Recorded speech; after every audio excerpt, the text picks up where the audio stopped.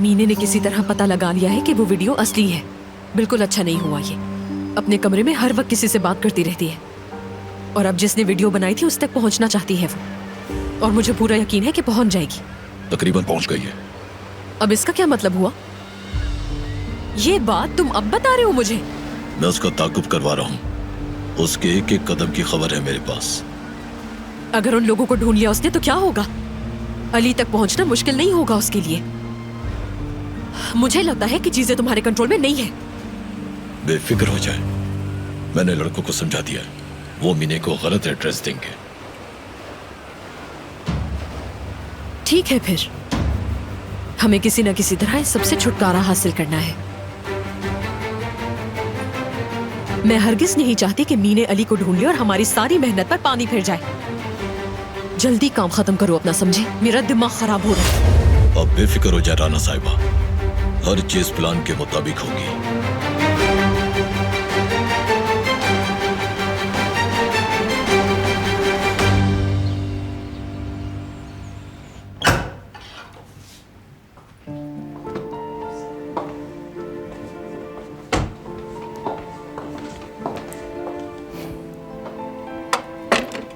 मुझसे क्यों नहीं कहा बेटी तुमने? मैंने सोचा खुद कर लूंगी मैं। आप मसरूफ होती हैं इसलिए आपसे नहीं कहा मैंने। बस यही वजह थी। कदर साहिबा। बोलो बेटी।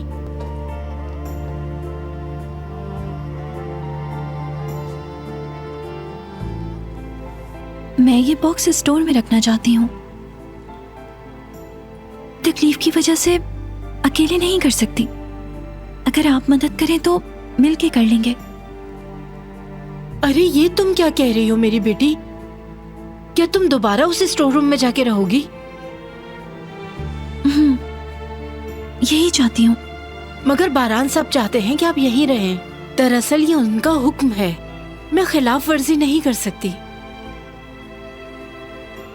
मगर मैं यहाँ नहीं रह सकती। मगर क्यों?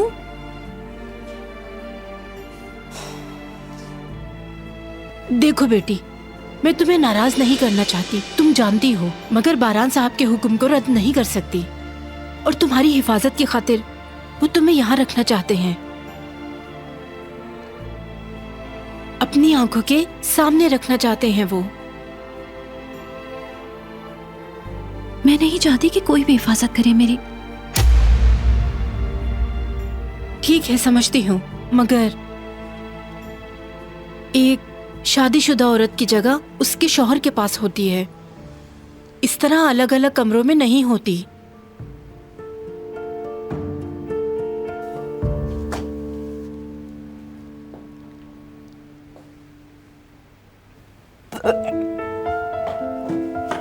क्या हुआ बेटी?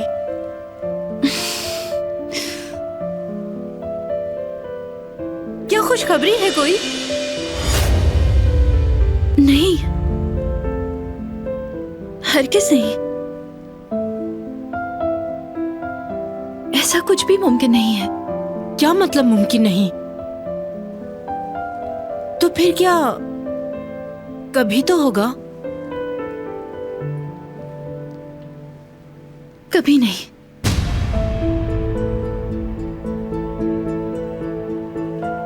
बारान ने मुझे हाथ ना लगाने का वादा किया था।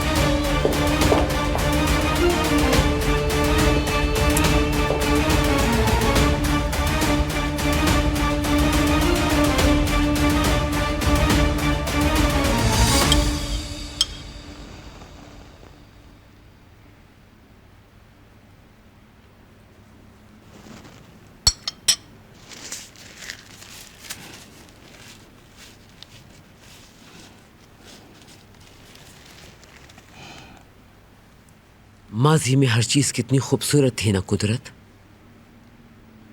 मैं उन दिनों में वापस जाना चाहती हूँ, उन्हें जीना चाहती हूँ। हसन और तुम्हारा बचपन, तुम्हारी जवानी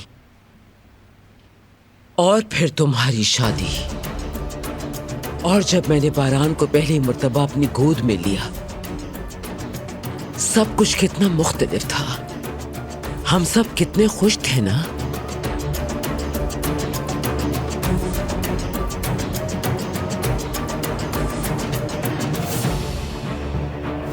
और याद रखना, मुझे खबर किए बगैर आज के बाद इस घर में कुछ नहीं होगा। और जो भी होगा तुम्हें मुझे हर सूरत बताना है। और अगर तुमने मुझसे कुछ भी छुपाया और मुझे कहीं से मालूम हो गया तो तुम्हें मेरे गजब से कोई नहीं बचा सकेगा।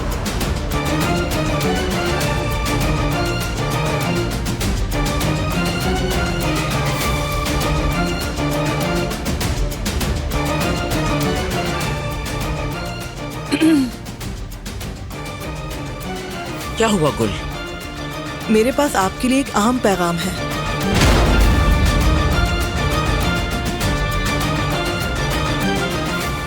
बारान साहब और उनकी बीवी के बारे में।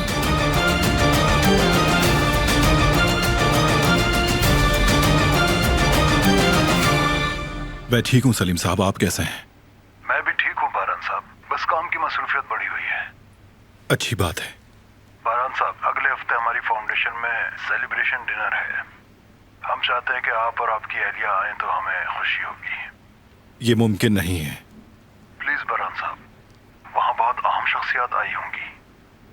नए बिजनेस के मौके मिलेंगे जो हो सकता है कि आपके लिए भी फायदेमंद हो।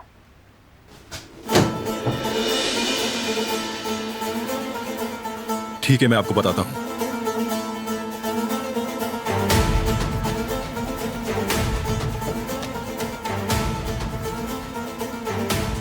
तुमने इस लड़की से शादी क्यों की? जब आप जानती हैं तो पूछ क्यों रही हैं? मैं ये नहीं पूछ रही। अब जब तुम उस नागिन को इस महल में ले आए हो तो जो जरूरी है वो करो। मैं आपकी बात नहीं समझा दादी, खुलकर बात करें। क्या उसने अभी तक बीवी होने का फर्ज अदा नहीं किया? ऐसी औरत जिसने अपना फर्ज पूरा नहीं किया, उसकी हरगिज इस घर में कोई जगह नहीं। जब वो बीवी की हैसियत से यहाँ है, उसे वो करना होगा जो जरूरी है। तुम इस कबीले के सरदार हो, जानते हो ना ये।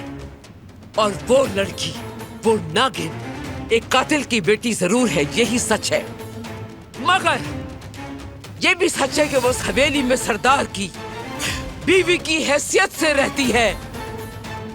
अगर तुम्हारी बीवी होते हुए फर्ज अदा नहीं किया तो उसे हवेली में रहने का कोई हक नहीं।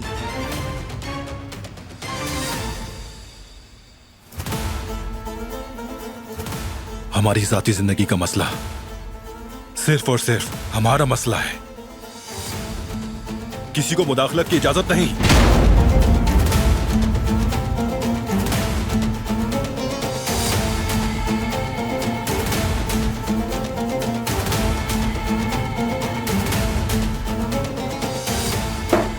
असल मुजरिम वही नागिन है। बारान के पीछे हटने की वजह वो लड़की है। मगर मैं उससे इसका हिसाब लिए बगैर नहीं बैठूंगी।